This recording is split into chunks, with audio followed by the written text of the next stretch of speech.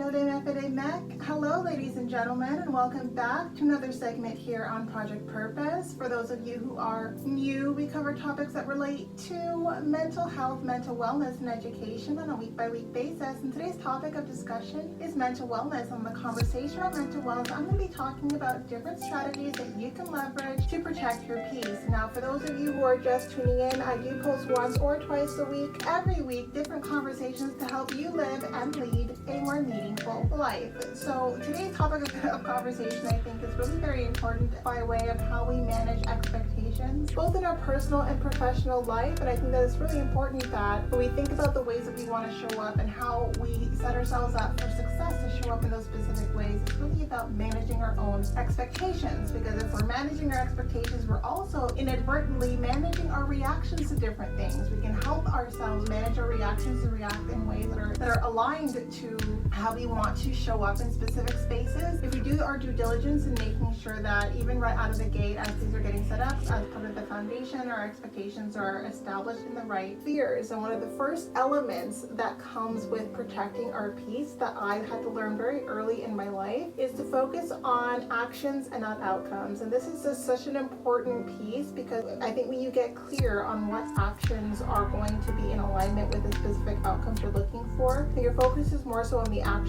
What you aren't going to focus on, which is beyond your realm of control, are the outcomes. We can be very motivated to have specific outcomes. I'm someone who's very goal-oriented. There are outcomes that I look for, and I'm also very visionary. So when I think about a goal, I have this visualization that's very specific by way of how that goal is going to look, how that goal is going to feel, and I'm really very much focused on the outcome of that goal. But what I recognize in life, through trial and error, through experience and maturation, is that the outcomes are largely outside of my realm of control. So rather than focusing on the outcome, focusing on getting a specific thing, my focus is on my actions, because that's where my control lies. My control only lies on my behavior, on the ways that I choose to engage, on the choices that I'm making. Hopefully having those choices and those behaviors and those actions in alignment with the outcomes that I want. And so sometimes we think that our actions align to specific outcomes, and so we act in ways that we feel are going to enable us to get the outcome that we want. And it is with life experience that we learn, well, hey,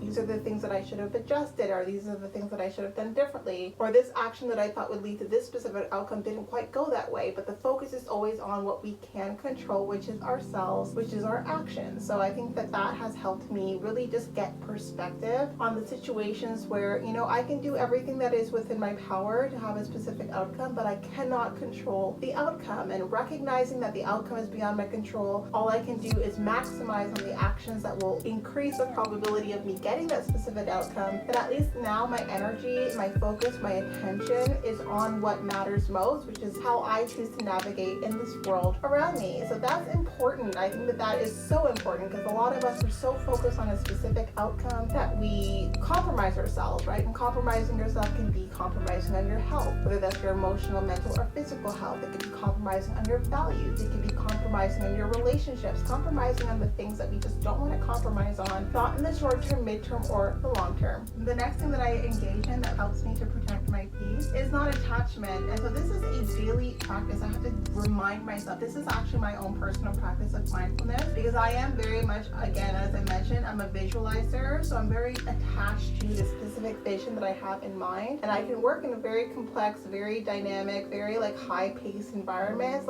hyper-focus on a specific vision. But I recognize that if a vision is the sum of many different moving parts, I need to allow that mold to shift and shape the way that the situation, the circumstance is going to inform it. And so I am not the only person who is building something. This is especially the case when you're doing collaborative work. It's very hard to be super rigid about the outcome when you're having different lenses sort of playing into what that outcome looks like. So you have to leave room for conversation, to be informed, to be engaged, to be educated. And so I can be really very much caught on a specific outcome, and it is in conversation I recognize, there are different factors that I'm not taking into consideration. There are different elements that I have to take into consideration, but I can't just kind of put those off to the side. There's a time component here. When you start to really engage and be collaborative with different people and really have those input inform the outcome that you're looking for, or inform the vision that you have in mind, then you recognize that you really cannot be attached to the outcome. You can't be attached to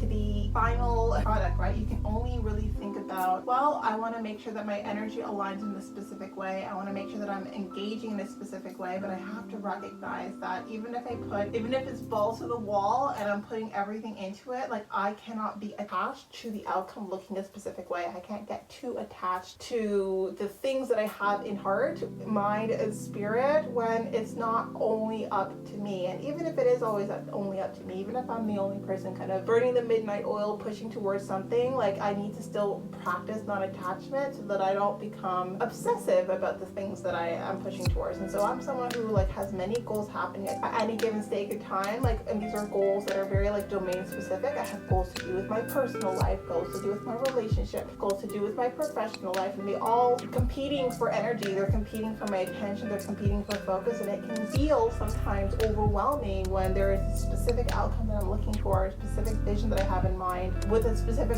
timeline attached to it, and it's just not translating the way that I wanted it to. But in practicing non-attachment, I don't get so demotivated that I abandon ship. Like I can just recognize that, okay, you know what, I have this vision, but there are specific elements that I just can't control. Like I can't control how much time it's going to take, especially when I have other things competing for my time. Like there are things that I just cannot be attached to, but I do want to maintain a certain level of momentum, a certain level of focus, a certain level of engagement and of motivation as well. So I think non-attachment helps me to become more disciplined. It helps me be more forgiving with myself when it is the case that I do fail, especially when things are time sensitive. Like I find that I'm always constantly having to shift and move timelines just based on life, based on like energy management as well. And so non-attachment helps me be less judgmental with myself and less self-critical with myself. It helps me practice forgiveness and compassion and helps give myself a little bit of grace, and we all need a little bit of that. But most importantly, it helps me to protect my peace. And last but not least, when it comes to protecting our peace, I think it's really about it's about what it is that we expect from other people. So I talked a little bit about managing expectations being the best way of how you ensure that you show up your best, but you possibly can. Like one of the first elements to putting your best foot forward is managing your expectations right out of the gate. And so this has to do a lot with interpersonal relationships. And so for me, like I can be very optimistic, naive almost sometimes when it comes to new relationships. I can always hope that, these relationships are going to unfold in a very specific way. But I've learned with life that you have to let the engagement itself inform how those relationships are going to evolve. You cannot control a relationship that is a combination of two independent minds. And I am someone who fundamentally, like to my core, believes in personal agency. I believe in freedom of choice, which means I have to be okay if someone freely chooses to not want to engage the way that I want to, or not want to participate in different things the way that I would want to, or not want to put in the energy that I would want them to put into. I think that there's a lot of information that we sometimes overlook when we're looking for a very specific outcome. And I think it's really important that we let the information that is in front of us in our environment inform the expectations that we establish with the people around us. And so for me, rather than show up with these rose-colored lenses, having these expectations of how things are going to go in new settings, I allow myself to feel very grounded in new situations. I am very much centered, and my focus is on observation. My focus is not on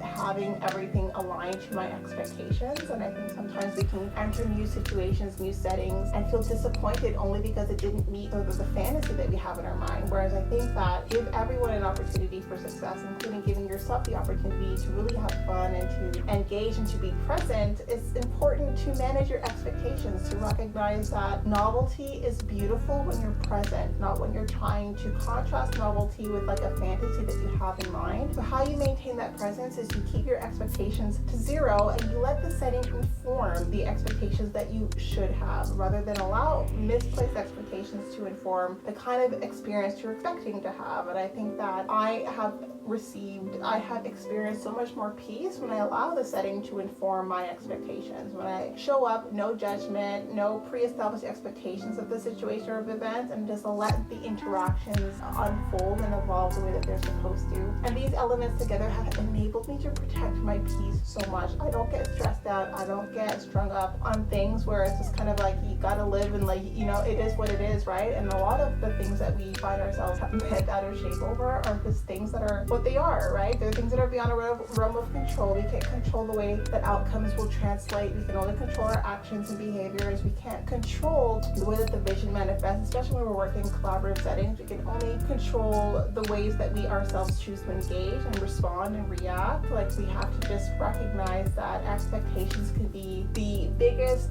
source of the failures that we experience in life, just not having established the right expectations. So it's important to feel grounded, to feel centered, to be balanced in the way that we show up in specific settings, so that we allow those settings to interact and engage with us, rather than try to force things into a specific shape that it's not supposed to be in. And so those are some of the things I want to talk about, some different elements that enable us to protect our peace. Hopefully that gives you some food for thought, some insight to ponder as you think about, well, how can I protect my peace in a more intentional and mindful way? Now, if you are interested in having more conversations around self-mastery, if this is a topic that is of interest to you, then I do suggest that you check out our website. We do host live events at least twice a month, every month for the foreseeable future on our website, so definitely be sure to check that out. We also do provide parent-child workshops, so workshops that enable us to focus on leadership development in children, focusing more so on intellectual and character development in children, with the core fundamentals that we feel really builds into that, which is focusing on self-efficacy, compassion, autonomy, and self-concept. So those are the topics of conversation for today. If you are still here, then definitely leave a like. We are on the road to 1K, so definitely give us an opportunity to play a small role in your journey, and we look forward to talking to all of you very soon.